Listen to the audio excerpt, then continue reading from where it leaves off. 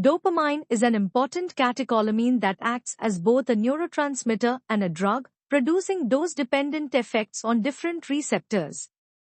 At low doses, 1 to 2 microgram per kg per minute, it primarily stimulates dopaminergic D1 receptors present in the renal, mesenteric, coronary, and cerebral blood vessels.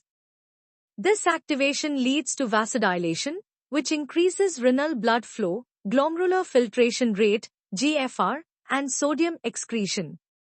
These effects were once thought to protect kidney function, giving rise to the term renal dose dopamine, although modern evidence shows it does not significantly improve renal outcomes and is therefore no longer recommended for this purpose. At moderate doses, 2 to 10 microgram per kg per minute, dopamine activates beta-1 adrenergic receptors in the heart.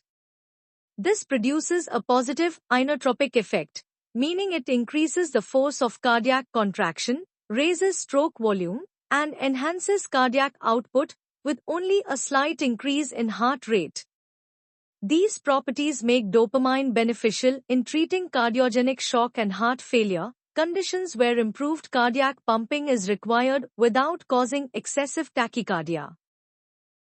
When given in high doses, more than 10 microgram per kg per minute, dopamine predominantly stimulates alpha-1 adrenergic receptors in vascular smooth muscle, leading to vasoconstriction.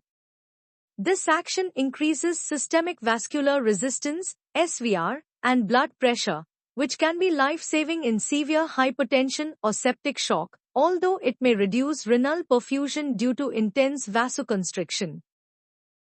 In short, dopamine's effects can be summarized by its dose-response pattern. At low doses, it dilates renal vessels, D1 action. At moderate doses, it boosts cardiac contractility, beta-1 action. And at high doses, it constricts blood vessels to raise blood pressure, alpha-1 action. The simple mnemonic to remember this sequence is DBA, D1 dilate kidneys, beta-1 boost heart, alpha-1 arteries constrict.